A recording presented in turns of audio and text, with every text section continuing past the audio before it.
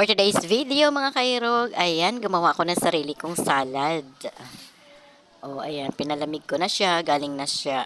Nilagay ko muna siya sa ref kanina. After kong ginawa siya. At ngayon, yan ang dinner ko ngayon. May homemade Pasensya na po kayo salad. sa boses ko at hindi maganda. Garden salad. Meron siyang lettuce, banana, apple, mais, ano pa ba? Mushroom, cheese, kamatis. Ano pa ba yung mga nilagay ko dyan? Cucumber. Ayan, nasa ilalim po. Tapos yung nasa ibabaw niyan, malunggay, dried malunggay, dried oregano. Ayan. Tapos yung ano ko, mixture ko, mayo, ketchup, tapos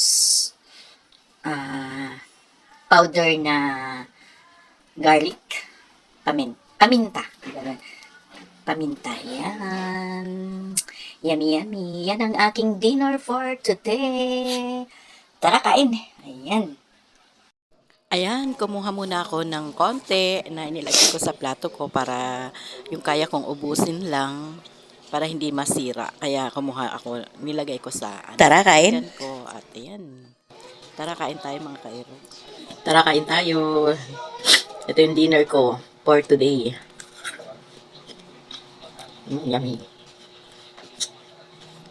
Mag-isa lang ako dito. Kaya ito.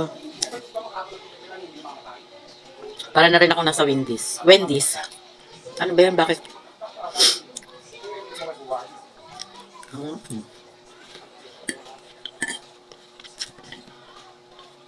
Ang mahal kasi ng salad, di ba? Bumili na ako ng mga ingredients at gumawa ako ng salad. Sarap. Fresh. Kaysa magkanin ako. Di ba? Pasensya na kayo sa boses ko. Medyo hindi maganda kasi di ba malamig yung panahon. Ganito ako pagka malamig yung panahon. Nagaano yung boses ko kasi may asma ako. Hinihingal. Sarap.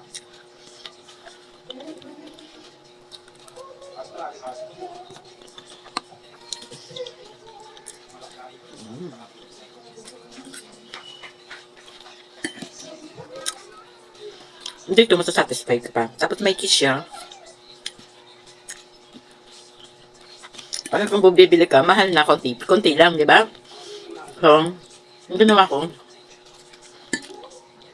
bumili na lang ako at gumawa ko ng sarili kong salad. Di ba? Sarap.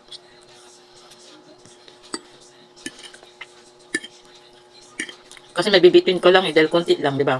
Kasi ang mahal pa.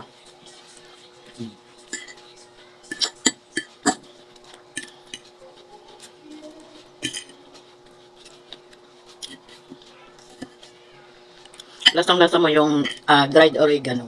Nilagyan ko siya. Tsaka dried malunggay leaves.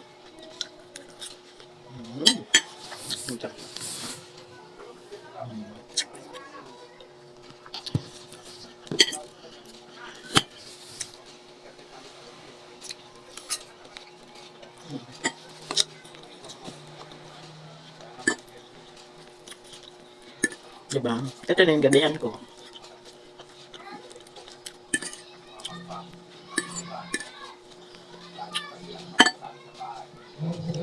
Kasi sinaluan ko yung kung ano yung mga natitira sa rep. Sinaluan ko.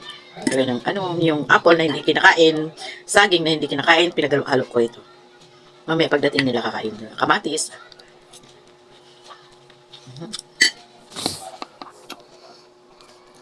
Sa Pasko, hindi ako masyado maghahanda. Kasi dalawa lang kami dito ng bunso ng anak. May mga pasok. Kaya dalawa lang kami rito, siguro mga dalawang putahe lang. Yan, dako ganun. Yung para lang sa amin, kasi masisira. Naghahanda talaga ako pagka New Year na. So sa New Year na kami maghahanda kasi wala silang pasok. Sa panahon ngayon kasi kailangan practical na rin tayo, di ba?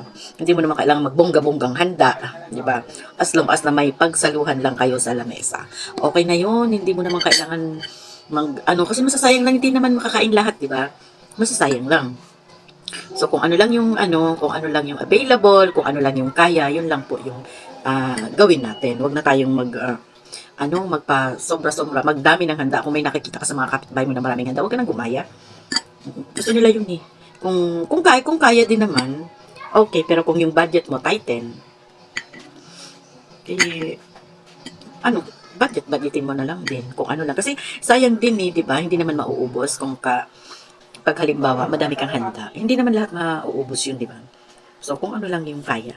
At yung kayang ubusin na hindi masasayang. Di po ba? Kasi minsan, pag marami tayong handa ng Pasko, hindi naman lahat nakakain. So, ang sayang lang. Yung iba napapanis, so itatapon. Di ba? Kaya kung ano lang yung kayang kainin, kung ano lang kayang ubusin, kung ano lang ang kaya ng budget, yun lang ang gawin natin sa darating na Kapaskuhan. Yun lang po. Salamat. Thank you for watching.